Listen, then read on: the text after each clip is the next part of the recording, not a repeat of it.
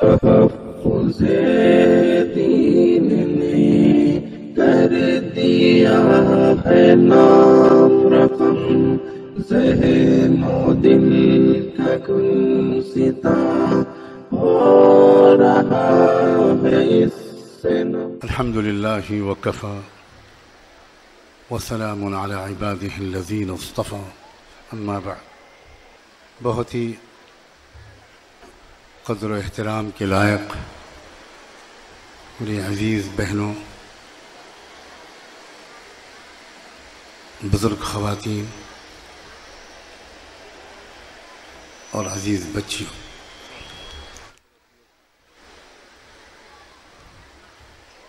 میں سب سے پہلے تو آپ کو یہ وصیت کرتا ہوں کہ کبھی کسی جلسے کی صدارت قبول نہ کریں۔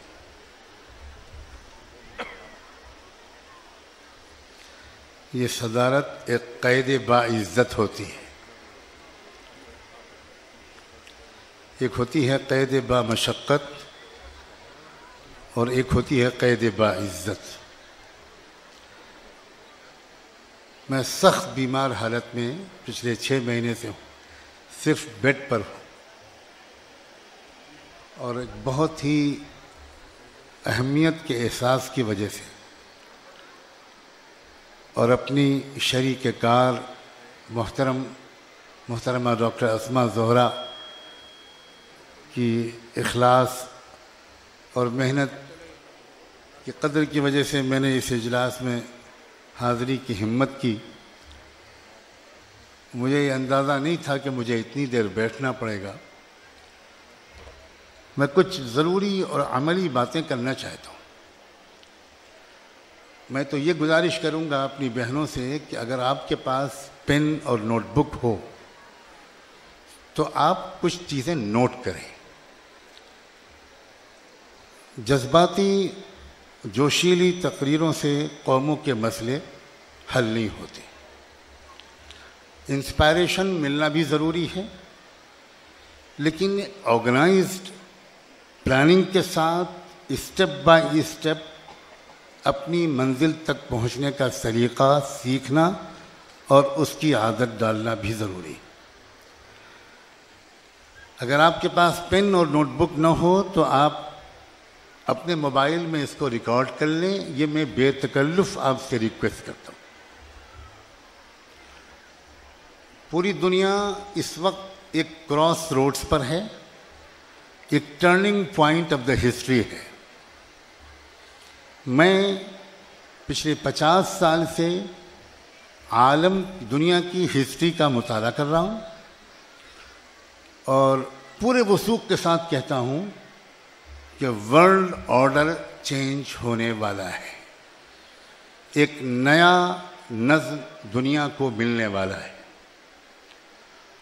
پہلے اس انصاف والے justice and peace based world order کے اسٹیبلش ہونے سے پہلے یہ دنیا ظلم سے بھرے گی، اس کی قطعی پیشن گوئی رحمت دو عالم صلی اللہ علیہ وآلہ وسلم کر چکے۔ ہمارا ملک بھی دنیا کا ایک پارٹ ہے اور ہمارے ملک میں بھی ظلم کا ایک نیا دور شروع ہو چکا ہے۔ ایسا نہیں ہے کہ یہ 2-2.5 سال ہی میں ظلم ہوا ہو، اس سے پہلے نہ ہوا ہو، یہ نہیں ہے، یہ بہت بھولا پن ہے۔ ملک میں ظلم کی تاریخ بہت پرانی ہے، وہ بڑھتا چلا جا رہا ہے۔ ظلم کے ادھورے کام کو پچھلی جو رولنگ پارٹیز تھیں انہوں نے نئی رولنگ پارٹی کو ہینڈ اوور کیا ہے کہ آپ اس ظلم کو مکمل کریں۔ اب ایک چیلنج ہے جو پوری دنیا میں تمام کمزور اور مظلوم قوموں کے سامنے ہے۔ ہمارے سامنے بھی بہت چیلنجنگ حالات آ گئے ہیں، اس میں کسی ایگزیجریشن یا کوئی مبالغہ نہیں ہے۔ تیسری بات، تاریخ کی ایک گواہی ہے، اور میری بہنوں، میں چاہتا ہوں کہ آپ دل کے کانوں سے میری اس بات کو سنیں. آپ کا جذبہ، آپ کا شعور، آپ کی یہاں موجودگی اس کی گواہ ہے. تاریخ کی ایک گواہی ہے کہ اکیلے مردوں نے کبھی بھی کسی چیلنج کے مقابلے میں کامیابی حاصل نہیں کی. عورتوں کا ایکول پارٹیسپیشن، برابر کا حصہ چیلنجز کے مقابلے میں جب کبھی رہا ہے تو ان مظلوم اور کمزور قوموں نے ان چیلنجز کے مقابلے میں کامیابی حاصل کی ہے. کاش کہ وقت ہوتا اور میری صحت اجازت دیتی تو میں تاریخ کے بہت سے نمونے آپ کے سامنے پیش کرتا. کیا اللہ کے خلیل اور مکمل انسانی تہذیب کے بانی سیدنا ابراہیم علیہ السلام کا قصہ حضرت ہاجرہ کی قربانی کے تذکرے کے بغیر مکمل ہو سکتا؟ سلام ہو، لاکھوں سلام ہو حضرت ہاجرہ کے عزم و حوصلے پر، ان کی وفا پر، ان کے یقین پر، ان کے توکل اور تقوی پر، کہ انہوں نے ایک نازک ترین موقع پر جبکہ وہ اکیلے اپنے دودھ پیتے بچے کے ساتھ ایک بے آب و گیا آبادی میں تھیں اور ان کے شوہر حضرت ابراہیم اللہ کے حکم سے ان کو تنہا چھوڑ کر کہیں جا رہے تھے، اس وقت حضرت ہاجرہ نے جو اسٹینڈ لیا، جو مضبوط موقف اختیار کیا، اسی کی برکت ہے خانہ کعبہ، اسی کی برکت ہے چشمہ زمزم، اسی کی یادگار ہے صفا و مروہ.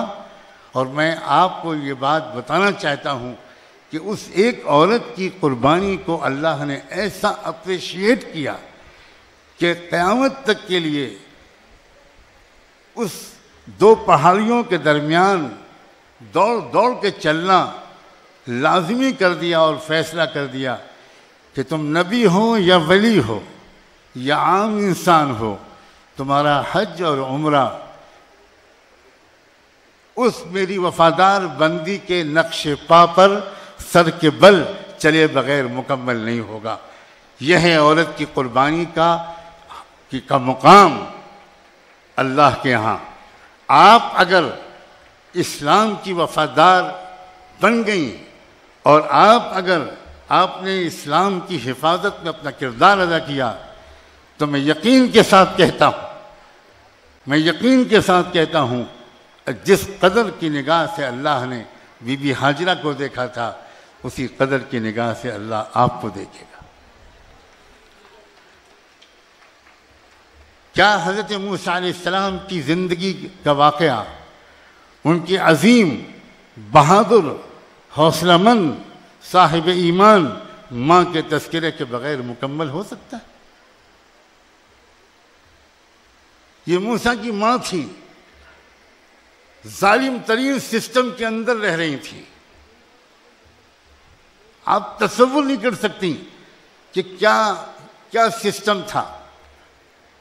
ایک قوم کے کس گھر میں، ایک قوم کے کچے پکے کسی گھر میں کسی بیٹے کے پیدا ہونے کے بعد اس کو زندہ رہنے کا حق اس حکومت نے چھین لیا تھا اور حکم دیا تھا کہ بنو اسرائیل کے کسی بھی گھر میں اگر بیٹا پیدا ہو تو اس کو فوراً قتل کر دیا جائے. آج ہمارے جوانوں کو مارا جا رہا ہے، عجیب و غریب طریقے سے انکاؤنٹر کیے جا رہے ہیں. یہ ایک تھوڑا سا نمونہ ہے. تاریخ تو بتاتی ہے کہ ایک بچے کو جینے کا حق نہیں تھا. پیدائش کے بعد ماں کی گود سے چھین کر اس کے گلے پہ چھری پھیر دی جاتی تھی.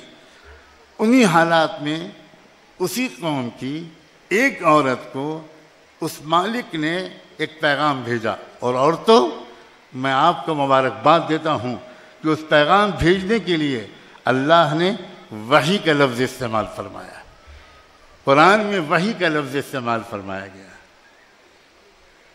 غیر معمولی اعزاز ہے۔ اس عورت کو یہ سگنل بھیجا کہ ڈرو مت، گھبراؤ مت، آرام سے اپنے بچے کو فیڈ کرو۔ جب کوئی تم کو ایسا لگے کہ اب گورنمنٹ کے لوگ آ رہے ہیں اور بچے کو چھیننے کے لیے آ رہے ہیں، تو تم ایک کام کرنا، ایک لکڑی کا باکس تیار رکھنا، اس باکس میں بچے کو رکھ کر چپ چاپ فلاں دریا کے حوالے کر دینا۔ اور ہم تم سے 2 وعدے کرتے ہیں، ایک تو یہ کہ اس بچے کو ہم تم تک واپس پہنچا کر رہیں گے، اور دوسرا وعدہ کرتے ہیں کہ ہم اس بچے کو وقت کا پیغمبر بنائیں گے۔ میں پورا واقعہ نہیں سنا سکتا وقت کی کمی کی وجہ سے، میں پھر سلام بھیجتا ہوں اس عظیم عورت پر۔ کیا آسان تھا؟ آپ میں سے کتنی مائیں یہاں بیٹھی ہیں؟ ممتا کے جذبے کو یاد کر کے پوچھئے کہ کیا اس ماں کے لیے آسان تھا کہ اس بچے کو اپنی گود سے نکال کر سمندر یا دریا کی موجوں کے حوالے کر دیں؟ کیا دریا کی موجیں زیادہ محفوظ جگہ ہیں؟ یہ ہے ایمان، یہ ہے حوصلہ۔ ایمان جب دل میں آتا ہے، جب دل میں گھر کر جاتا ہے، ہر قربانی کو آسان کر دیتا ہے۔ پھر وہ وعدے پورے ہوئے۔ وہ کیسے ہوئے؟ عجیب غریب کہانی ہے، پورا واقعہ قرآن میں ہے۔ دونوں وعدے پورے ہوئے، بچہ اس ماں کو واپس ملا۔ بچہ اسی وقت کی ظالم حکومت کی نگرانی میں اور اسی کے خرچے میں اس بچے کو کی پرورش اللہ نے کر کے دکھائی۔ فرعون کے گھر میں موسیٰ کا پیدا ہونا ایک اردو کا محاورہ بن گیا، یہاں تک کہ وہ وقت کے نبی بھی بنے۔ دونوں وعدے پورے ہوئے۔ موسیٰ علیہ السلام نے جو ریولوشن برپا کیا، موسیٰ علیہ السلام نے انسانی تاریخ کا جو ایک نیا ورق پلٹا، کاش کہ میں اس کی تفصیل بتا سکتا، سب سے زیادہ تفصیل کے ساتھ۔ کسی نبی کا واقعہ قرآن میں بیان نہیں کیا گیا جتنی تفصیل کے ساتھ موسیٰ علیہ السلام کا واقعہ بیان کیا گیا۔ انسانی تاریخ کا ایک نیا دور موسیٰ علیہ السلام کے ذریعے شروع ہوا۔ اس میں کیا ان کی ماں کو بھرپور کریڈٹ نہیں جاتا؟ میں پھر کہتا ہوں، کبھی بھی چیلنجز کے مقابلے میں مرد تنہا مقابلہ نہیں کر سکتے۔ تاریخ بتاتی ہے کہ ہر چیلنجز کے دور میں عورتوں نے برابر کا کردار ادا کیا ہے۔ آپ دور کیوں جائیے؟ سب سے پہلے سیدہ خدیجۃ الکبریٰ کی زندگی پر بھی تو نظر ڈالیے۔ یہ کوئی اتفاق تھا؟ خدا کی کائنات میں کوئی چیز اتفاق سے نہیں ہوتی، ہر چیز ویل پلانڈ ہوتی ہے، ہر چیز ویل پروگرامڈ ہوتی ہے۔ ذالک تقدیر العزیز العلیم۔ یہ کوئی اتفاق نہیں تھا کہ ایمان لانے میں مردوں سے پہلے شرف لینے کی فضیلت ایک عورت کو حاصل ہوئی ہے۔ میں ایک بار پھر عورت کے تقدس اور اس کی خوش نصیبی کو سلام کرتا ہوں، اور آپ کو آپ کی ذمہ داری یاد دلاتا ہوں، آپ کو آپ کا مقام یاد دلاتا ہوں۔ اللہ تعالیٰ یہ کر سکتا تھا کہ کسی مرد کو پہلے ایمان لانے کا شرف ملتا، لیکن نہیں۔ قیامت تک آنے والی اللہ نے اپنی بندیوں کو ان کا اسٹیٹس یاد دلانے کے لیے تقدیر یہ بنا دی کہ سب سے پہلے محمد مصطفیٰ صلی اللہ علیہ وآلہ وسلم کو نبی ماننے کا شرف ایک عورت کو ملے گا۔ اور اس عورت کی زبان سے جملے کیا نکلے تھے، کتنی انٹلیکٹ اس کے پیچھے ہے، کتنی ذہانت، کتنی فراست، کتنی بصیرت، کتنی کائنات میں ہونے والے واقعات کے پیچھے کام کرنے والی انسین طاقتیں۔ کیا کہا تھا انہوں نے؟ محمد میرے سرتاج، میرے شوہر، آپ غریبوں کی مدد کرتے ہیں، آپ بے روزگاروں کو روزگار کراتے ہیں، آپ کمزوروں کا بوجھ اپنے کندھے پر اٹھاتے ہیں۔ آپ کو اللہ ضائع کرے یہ میں مان ہی نہیں سکتی، یہ ہو نہیں سکتا۔ اے میری بہنوں، اے میری بیٹیوں اور بچیوں، تم امت کے مستقبل کو بنانے والی ہو، تم بھی اپنے اندر یہ کردار پیدا کرو اور اپنی بیٹوں اور بیٹیوں کے اندر یہ کردار پیدا کرو۔ کوئی طاقت کبھی بھی ضائع نہیں کر سکتی۔ اس کائنات میں عزت اور ذلت دینے والی آنے جانے والی حکومتیں نہیں ہیں، عزت اور ذلت کا معاملہ صرف مالک الملک کے ہاتھ میں ہے۔ یہ اتفاق تھا؟ کہ سب سے پہلی شہادت اسلام کے راستے میں کسی مرد کو نصیب نہیں ہوئی، یہ بھی اتفاق نہیں تھا۔ یمن سے آئی ہوئی بوڑھی سمیہ 2 اونٹوں کے درمیان ان کو باندھ دیا مکے کے ظالم سرکشوں نے، اور ہاتھ میں تیر کمان لے کر کھڑے ہو گئے اور تھریٹ کیا، دھمکی دی کہ اگر نہیں کہو گی کہ محمد جھوٹے ہیں تو ابھی تیر ہمارے کمان سے نکلے گا اور تمہارے بدن کے ٹکڑے ہو جائیں گے۔ بوڑھی سمیہ نے اپنی آواز میں جان ڈالنے کی کوشش کرتے ہوئے چیخ کر کہنے کی کوشش کی، اشہد ان لا الہ الا اللہ واشہد ان محمد رسول اللہ۔ ابھی شاید کلمہ پورا پڑھ بھی نہیں پائی تھی سمیہ کہ تیر ظالموں کی کمان سے نکلا اور سمیہ کی جسم کے 2 ٹکڑے ہو گئے۔ یہ پہلی لاش تھی جو مکے کی زمین پر تڑپی، یہ پہلا خون تھا جو مکے کی زمین پر ایمان کے راستے میں بہا۔ پھر میں مبارکباد دیتا ہوں تم کو، یہ کسی لاش کی کسی مرد کی نہیں تھی، یہ لاش ایک عورت کی تھی۔ اپنے مقام کو پہچانو، اپنی ذمہ داریوں کو پہچانو، آپ کی کیا حیثیت ہے، آپ کیا کر سکتی ہیں، what contribution you can do, what role you can play in changing the winds۔ آپ یقین مانیں، اور میں ڈاکٹر اسماء زہرا کے لیے دن رات دعا کرتا ہوں، ان کی رفیق کار بہنوں کے لیے، تمام ذمہ دار کارکنوں کے لیے میری دعاؤں کی کیا حیثیت ہے۔ میں خطا کار بندہ ہوں، لیکن آپ کو پتہ ہونا چاہیے کہ ملک میں تقریباً 30-40 اولیاء اللہ ہیں پورے عالم میں، جن کو میں نے نام لکھ کر بھیجے کہ یہ بہنیں ہیں جو اسلام کی حفاظت کے لیے اس ملک میں نکل کھڑی ہوئی ہیں۔ ان کے لیے کعبے میں کے سامنے دعا کیجیے، ان کے لیے مدینے میں دعا کیجیے، ان کے لیے مسجد نبوی میں دعا کیجیے، ان کے لیے گنبد خضرا کے سامنے بیٹھ کر دعا کیجیے۔ اور آپ کو خوش نصیب ہیں، آپ واقعی میں جانتا ہوں بہت سے لوگ آپ کے لیے اور آپ کے ذریعے سے اس ملک کی تقدیر بدلنے کے لیے دعائیں کر رہے ہیں۔ اب کچھ گزارشات نہایت احترام کے ساتھ، نہایت محبت کے ساتھ، نہایت ادب اور قدر کے ساتھ آپ سے کرنا چاہتا ہوں۔ ایک تو یہ کہ پوری شریعت پر عمل کرنے کا فیصلہ کر دیجیے۔ آپ اپنی آہستہ آواز میں کہہ دیجئے انشاءاللہ، پوری شریعت پر، پوری شریعت پر عمل کیجئے۔ اگر میرا بس چلے تو میں آپ کے گھر کے ایک ایک دروازے کے باہر ایک فقیر کی طرح صدا لگاؤں اور آپ سے کہوں آپ کا نام آپ کے ماں باپ نے عائشہ رکھا ہے، زینب رکھا ہے، خولہ رکھا ہے۔ آپ کو یاد ہے یہ عورتوں کی اس ناموں کی کیا تاریخ ہے؟ ایسا نہ ہو، میں حد ادب کو پار نہیں کرنا چاہتا کہ قیامت کے دن یہ عورتیں اللہ کے سامنے کہیں ان لوگوں سے ذرا جواب طلب کیجئے، انہوں نے نام تو ہمارے رکھے لیکن اس کے بعد سر بازار انہوں نے مغرب کی اور یعنی تہذیب قبول کی۔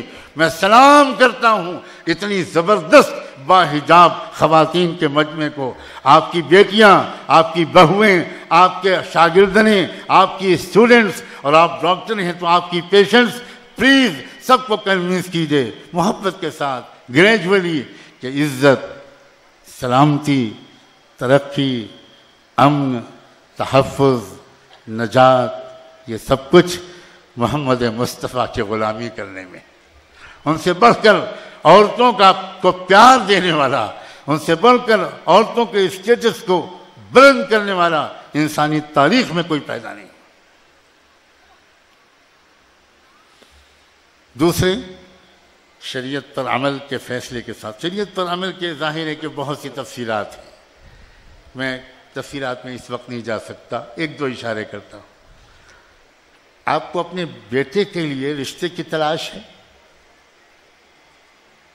شریعت کا حکم یہ ہے ایسی لڑکی تلاش کرو جو پاک دامن ہو، سیرت و کردار اچھا ہو، نرم ہو، خوش اخلاق ہو، برداشت کرنے والی ہو، وفادار ہو۔ یہ کوالٹیز پہلے دیکھیے آپ کے گھر میں، پھر اس کے بعد ایک جنت کا ماحول بن جائے گا۔ ورنہ ساس اور بہو کے جھگڑے، नंद और भावत के झगड़े, कौन जुल्म करता है उस बहू पर? मर्द नहीं करता, औरत ही करती है।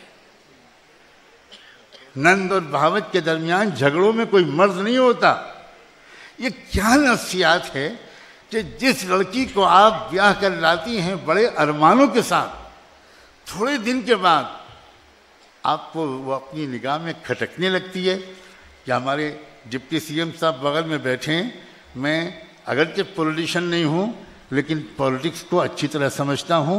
ये पावर स्ट्रगल है जो घर के अंदर होता है, ये पावर की लड़ाई है।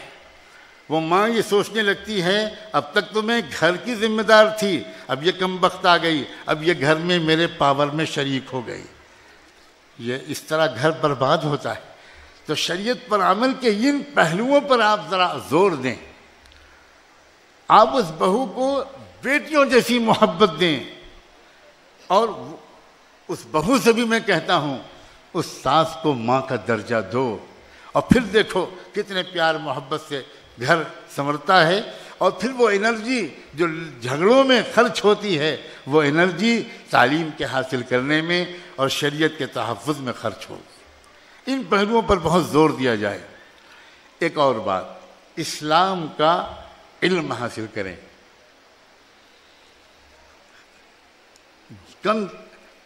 मैं वाकई ऑप्टिमिस्टिक आदमी हूँ, पॉजिटिव आदमी हूँ। खुदा भला करे उन लोगों का कि जिन्होंने तलाक तलाक तलाक, ट्रिपल तलाक ट्रिपल तलाक ट्रिपल तलाक, चार शादी, इतना इसको शोर मचाया कि मर्दों और औरतों के अंदर इसकी तफसीलात के जानने का शौक़ पैदा हो गया। इसका मतलब है हम जो कहते थे कि भाई शरीयत का इल्म हासिल करो, उसको आप नहीं सुनती थी, न मर्द सुनते थे न औरतें सुनती थी। जब खुदा ने देखा कि ये मौलवियों की नहीं सुन रहे और नहीं सुन रही, तो अल्लाह ने अपने कुछ और बंदों को हमारी रहनुमाई के लिए लगा दिया। ये अल्लाह ताला का अजब सिस्टम है, अजब सिस्टम है। मैं तो ये कहता हूँ कि ये दुआ दिल तो करता है कि ये हुकूमत जल्दी से बदले, मगर मेरा दिमाग इस दुआ पर आमीन कहने को तैयार नहीं। इसलिए कि मैं डरता हूँ कि जैसे ही ये हुकूमत जाएगी फिर हमारा इत्तेहाद टूट जाएगा, फिर हम एक दूसरे को काफिर कहने लगेंगे और फिर नॉन इश्यूज़ में हम लग जाएंगे। तो जब तक कि हमारी तरबियत न हो, अब आगे मैं जुमला पूरा नहीं करूँगा, जब तक कि हमारी तरबियत न हो, इतना ही कहकर मैं छोड़ूंगा। तीसरी बार फिर कहता हूँ, जब तक कि हमारी तरबियत न हो, अब 2019 तक हो जाए तो अच्छा है, और अगर न हुई तो शायद मेरी दुआ ये होगी कि 5 साल का मौका उनको और मिल जाए। अकल से काम लो, अकल से काम लो। किन बातों पर हम झगड़ रहे हैं? इसलिए इस्लाम का इल्म हासिल करें, और इस्लाम का इल्म ऑथेंटिक ज़राए से हासिल करें, ऑथेंटिक ज़राए से। आप किसी केस के लिए मशवरा करती हैं, करने जाती हैं, या किसी बीमारी के लिए किसी डॉक्टर को तलाश करती हैं, तो किसी क्वालिफाइड, एक्सपीरियंस्ड, ऑथराइज्ड डॉक्टर को तलाश करती हैं। आप क्वैक्स के पीछे नहीं जाती। इसी तरह जो उलमा हैं जिन्होंने 30-40 साल 50 साल इस्लाम को समझने में लगाए हैं, जो डायरेक्ट सोर्सेज से कुरान और हदीस को समझ सकते हैं, आप उनके ज़रिए से इस्लाम का इल्म हासिल कीजिए। इस वक्त इस्लाम का इल्म फैलाने वाले ऐसे भी बहुत से मर्द और औरतें पैदा हो गए हैं जो सूरह फातिहा भी नहीं पढ़ सकते। आप जानती है जिनका नाम लिया जा रहा था, मुस्लिम महिला, भारतीय मुस्लिम महिला आंदोलन, उसकी जो ज़िम्मेदार ख़वातीन हैं, वो अगरचे वो किस किस्म की हैं, वो भारतीय शायद हो लेकिन मुस्लिम तो नहीं हैं, उनके हस्बैंड्स हिंदू हैं, उन्होंने हिंदुओं में शादियां की हैं, और वो बाकायदा किसी ऑर्गेनाइजेशन के इशारे पर और उनकी फंडिंग पर ये काम कर रही हैं, और वो बहुत ज़ोर शोर से शरीयत के कानून पर गुफ्तगू करती हैं। और जब उनसे पूछा जाता है कि ज़रा ये कुरान रखा है سورہ فاتحہ پڑھ کے سنا دیجئے، تو وہ کہتی ہے میں اس کا ٹرانسلیشن پڑھ سکتی ہوں، میں ٹیکسٹ نہیں پڑھ سکتی۔ ایسی جاہل لوگ اور وہ اسلام کے بارے میں رائے دینے لگیں، یہ تو قیامت کے قرب کی شاہد نشانی ہے۔ اسلام کا علم حاصل کریں، اسلام پر عمل کریں اور اسلام پر فخر کریں، راضی ہوں اسلام پر۔ جب آپ علم حاصل کریں گی تو خود سے آپ کے اندر ایک احساس ڈیولپ ہوگا کہ بہترین تہذیب ہے اسلام، زندگی گزارنے کا بہترین طریقہ ہے، اور آپ اس علم کی روشنی میں ایمان کی طاقت سے پروپیگنڈے سے متاثر نہیں ہوں گی، اور دوسری ہزاروں لاکھوں بہنوں اور بچیوں کو پروپیگنڈے سے متاثر ہونے سے آپ بچانے کی کامیاب کوشش کریں گے۔ ورکشاپ آرگنائز کروائیے۔ میں اس تحفظ شریعت کمیٹی سے یہ گزارش کرتا ہوں اور یہ سجیسٹ کرتا ہوں کہ مختلف علاقوں میں 1 یا 2 دن کے ایسے ورکشاپ آرگنائز کروائیے جس میں اسلام میں عورتوں کے جو حقوق ہیں، جو ویمنس رائٹس ہیں، اس پر کچھ علماء کے لیکچرز ہوں، اور قانون طلاق کیا ہے، یہ کیا اتنا خوبصورت ترین طریقہ جو اسلام نے سپریشن کا دیا ہے ناگزیر حالات میں، اس میں کیا تفصیلات ہیں، اس کا علم حاصل کیجئے۔ یہ بہت ضروری ہے، کیونکہ صرف جذباتی طور پر ہم چلا چلا کر کہیں کہ شریعت کا قانون ہم بدلنے نہیں دیں گے، جبکہ ہم خود شریعت کے قانون کی تفصیلات سے واقف نہ ہوں، یہ کافی نہیں ہوگا۔ جب عورتیں اپنی ذمہ داریوں کو ادا کیا کرتی تھیں، جس تاریخ کا میں نے تھوڑا سا ذکر کیا، حوالہ دیا، تو انسانی برادری کو بہترین لوگ ملا کرتے تھے۔ میں پوری انسانی برادری کی طرف سے، پورے ملک کی طرف سے اور پوری ملت اسلامی کی طرف سے آپ سے یہ گزارش کرتا ہوں کہ ان کامیاب عورتوں کو اپنا آئیڈیل بنائیے جن کی تربیت سے انسانوں کو بہترین رہنما ملے۔ کوئی بھی کامیاب انسان جس نے انسانیت کی ترقی میں، انسانی تمدن کی ترقی میں، انسانی معاشرے کی صلاح و فلاح میں کوئی سبسٹینشل رول پلے کیا ہو، کوئی جوہری کردار ادا کیا ہو، کوئی شخص ایسا نہیں مل سکتا جس کے پیچھے اس کی عظیم ماں کی تربیت نہ ہو۔ امام بخاری رحمۃ اللہ علیہ کا نام آپ نے ضرور سنا ہوگا۔ آپ کو یہ بات معلوم ہوگی کہ جب وہ 6 سال کے تھے تو اچانک ان کی آنکھوں کی روشنی چلی گئی۔ ان کی ماں کو بے حد صدمہ ہوا۔ ماں نے اپنے بیٹے کا نام محمد رکھا تھا۔ امام بخاری کا اصل نام محمد تھا، ان کے والد کا نام اسماعیل تھا۔ ماں نے یہ نیت کی تھی کہ میرا بیٹا بڑے ہو کر حدیث کا سب سے بڑا عالم بنے اور حدیث کا محافظ بنے۔ لیکن 6 سال کے تھے کہ اچانک ان کی آنکھوں کی روشنی چلی گئی۔ اللہ اکبر!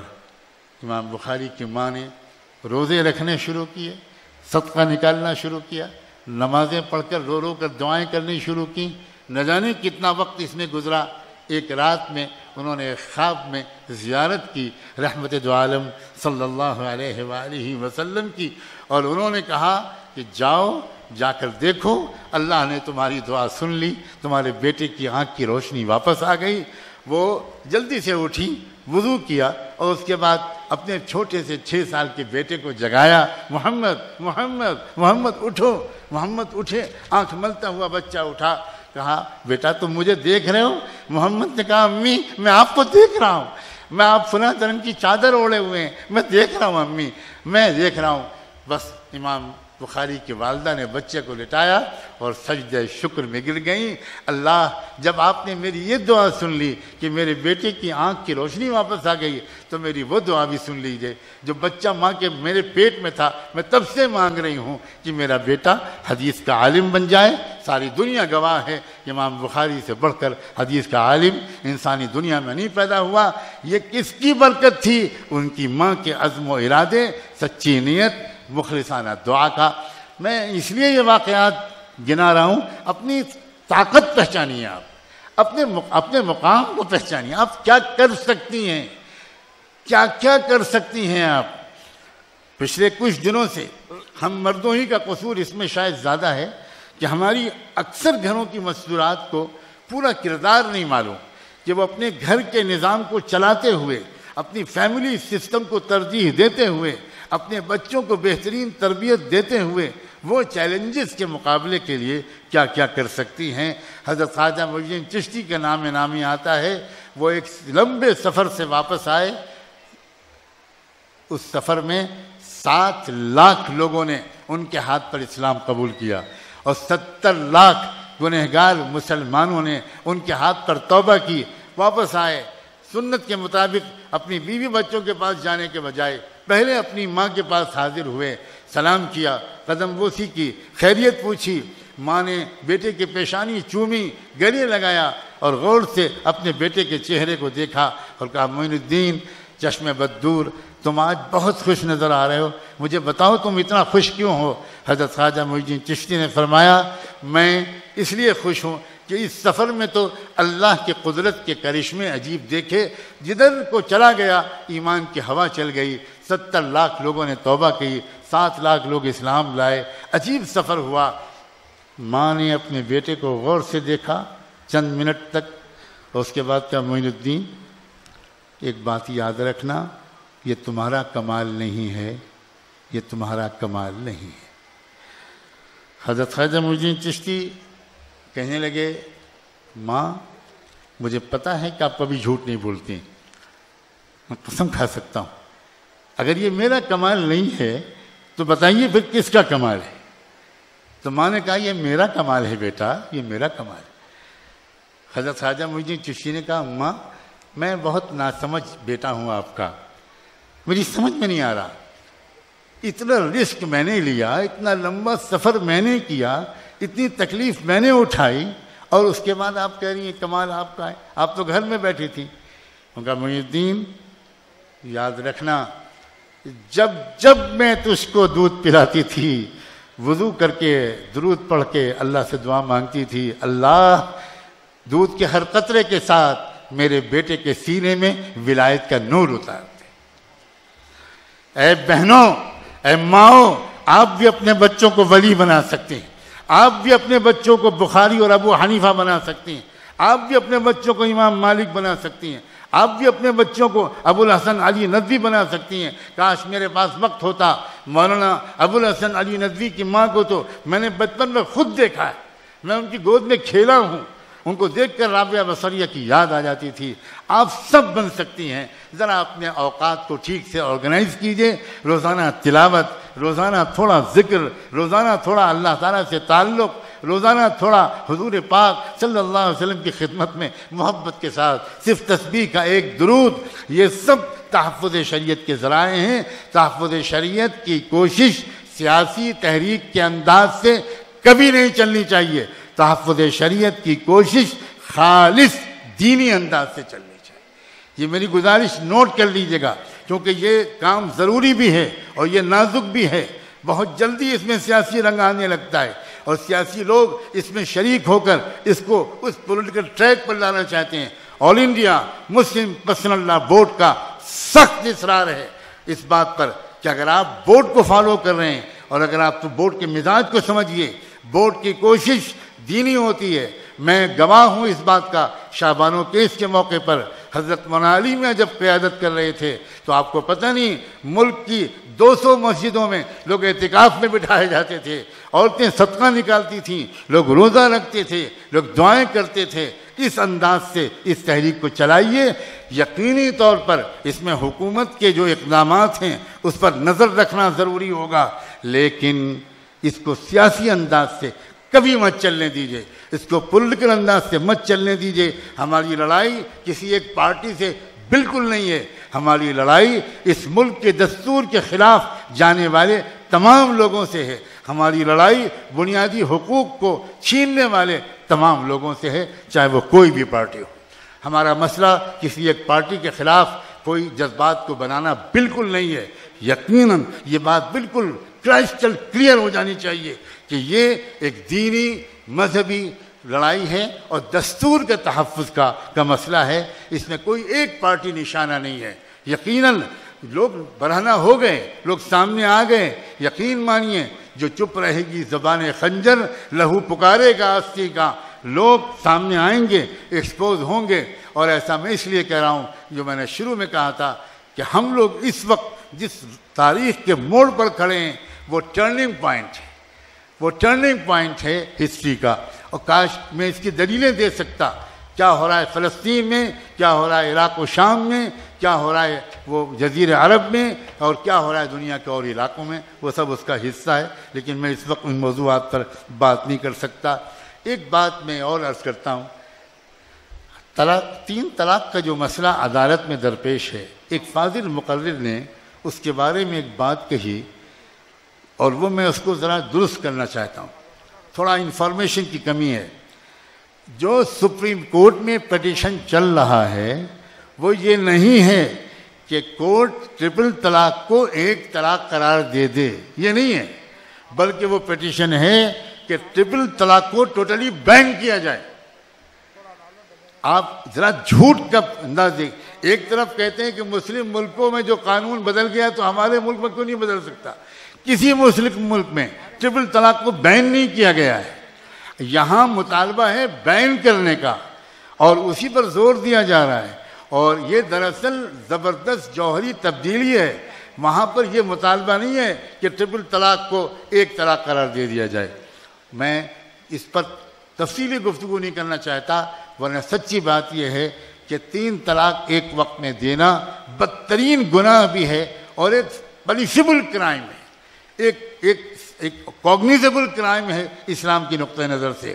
یہ ایک الگ بات ہے. مسلم پرسنل بورڈ میں اس موضوع پر گفتگو چل رہی ہے کہ کیا ہم پارلیمنٹ سے یہ مطالبہ کریں کہ وہ انڈین پینل کوڈ میں ایک ترمیم کرے اور یہ دفعہ بڑھائے کہ جو مسلم شوہر ایک وقت میں اپنی بیوی کو 3 طلاق دے دیں اس کو 2 سال یا 3 سال کی جیل ہونی چاہیے.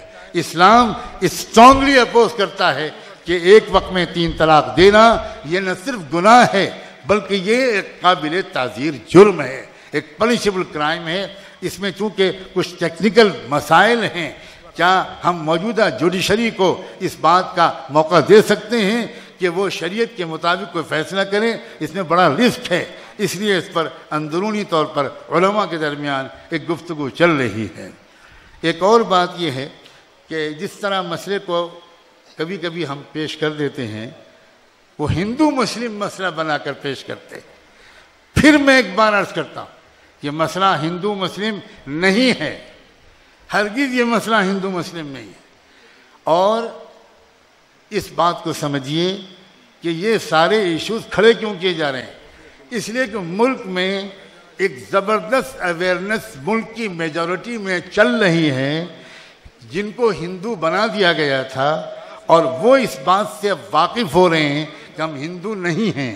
ایک ملک کا اصلی ایجنڈا جو بھارتیہ سماج کے اندرونی کاسٹ بیس کانفلکٹس پر مبنی تھا, اس اصلی ایجنڈے کو بدلنے کے لیے, چھپانے کے لیے ہندو مسلم ایشو کو کریٹ کیا گیا تھا پچھلے 100-150 سال پہلے.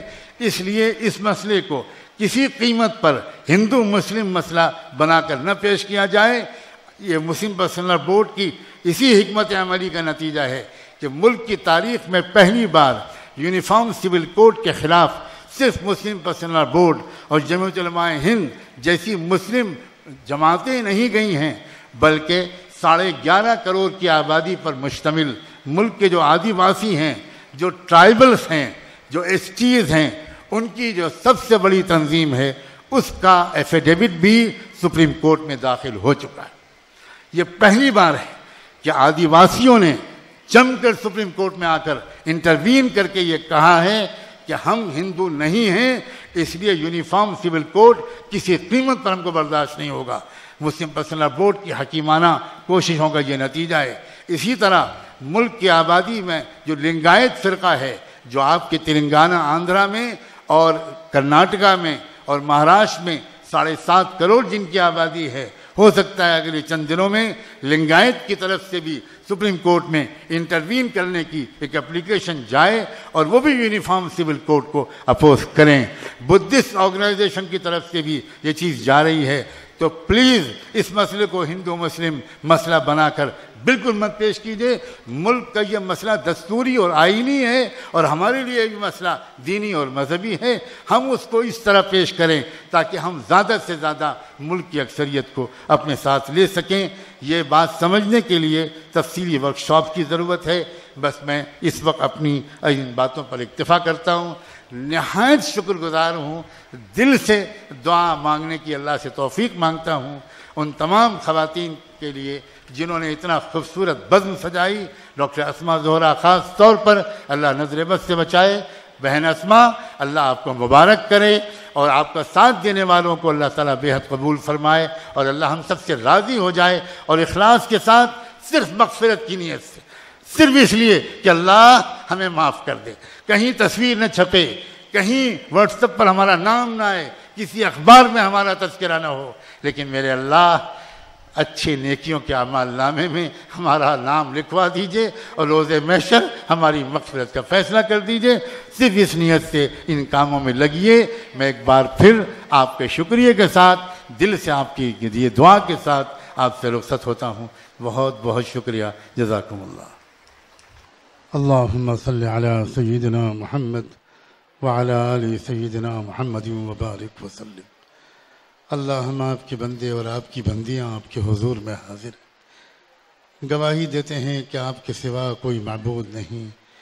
گواہی دیتے ہیں کہ رحمت دو عالم سیدنا محمد الرسول اللہ صلی اللہ علیہ وآلہ وسلم آپ کے رسول برحق اور خاتم النبیین ہیں. اللہ مگر اس بات کا شرمندگی کے ساتھ اعتراف کرتے ہیں کہ اس گواہی دینے کے بعد ہماری زندگی جیسی گزرنی چاہیے تھی اس میں بہت کمی ہے. اللہ معاف فرما دیجیے. اللہ ہم سب کو آج معاف فرما دیجیے. اللہ ہم سب کو آج معاف فرما دیجیے. اللہ آپ سے ایک گزارش ہے. آپ کا ایک بوڑھا کمزور بیمار بندہ آپ کے سامنے ہاتھ پھیلائے بیٹھا ہے. اللہ یہ گزارش ہے کہ ایک بار اس مجمع کو رحمت کی نظر سے دیکھ لیجیے. ایک بار اللہ, ایک بار اللہ. ہم دنیا میں دیکھتے ہیں چند عورتیں بھی اگر کہیں پر چل کر آ جاتی ہیں تو لوگ ان کے احترام میں قتل کا مقدمہ بھی معاف کر دیتے ہیں.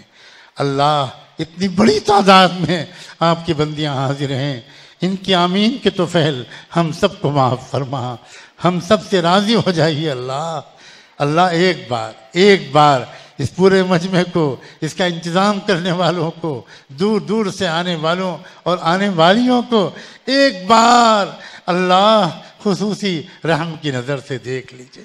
تیری ایک نگاہ کی بات ہے, میری زندگی کا سوال ہے. تیری ایک نگاہ کی بات ہے, میری زندگی کا سوال ہے. مجھے اپنی پستی کی شرم ہے, تیری رفعتوں کا خیال ہے. میں اپنے دل کو کیا کروں, اسے پھر بھی شوق وصال ہے. اے رب کریم, اے رب کریم, دین اور شریعت کی حفاظت اور اس پر عمل کرنے کے لیے ہم سب کو قبول فرما لیجیے. اللہ دین پر بھی حملے ہو رہے ہیں, توحید کا عقیدہ چھیننے کی کوشش کی جا رہی ہے. کبھی یوگا کے ذریعے, کبھی سوریہ نمسکار کو لازم کر کے, کبھی تعلیمی نظام کے ذریعے اور کبھی مختلف اور تدبیروں سے, اور اللہ اب شریعت پر حملے ہو رہے ہیں. رب کریم کہیں ہماری کوتاہیوں کا نتیجہ تو نہیں ہے, ہمیں معاف کر دیجئے. اللہ آج ہم آپ سے عہد کرتے ہیں, اس میدان میں عہد کرتے ہیں کہ ہم دین پر جئیں گے اور دین پر مریں گے, شریعت کے اتباع کریں گے اور شریعت کا تحفظ کریں گے. اللہ ایک مرتبہ ایک علاقے میں بارش نہیں ہو رہی تھی, دھوپ سے لوگ مر رہے تھے. ایک نوجوان بیٹے نے اپنی ماں کی اوڑھنی پکڑ کر آپ سے دعا مانگی تھی, اللہ میری ماں اگر پاک دامن ہے تو بارش بھیج دیجئے. ابھی دعا پوری ہو بھی نہیں پائی تھی کہ جم کر گھٹا آ گئی اور جم کر بارش ہوئی. اللہ آج ہم سب یہ دعا مانگتے ہیں, اللہ آپ کی یہ بندیاں اگر پاک دامن ہیں اور یقیناً پاک دامن ہیں تو اللہ عدل و انصاف کا دور اب قائم کروا دیجئے، ظلم کی تاریخ کو بدلوا دیجئے، ہمیں عزم و حوصلہ دیجئے، ہمیں ایمان اور تقوی دیجئے، ہمیں محبت اور وفا دیجئے۔ اللہ گھر گھر خوشیوں کا ماحول بنوا دیجئے، اللہ گھر گھر خوشیوں کا ماحول بنوا دیجئے۔ اے رب کریم تمام مریضوں کو شفا نصیب فرما اور تمام مظلوموں کی مدد فرما۔ ہزاروں بے گناہ نوجوان جیلوں میں ٹھوس دیے جا رہے ہیں، اے رب کریم ان جوانوں کی باعزت رہائی جلدی مقدر فرما۔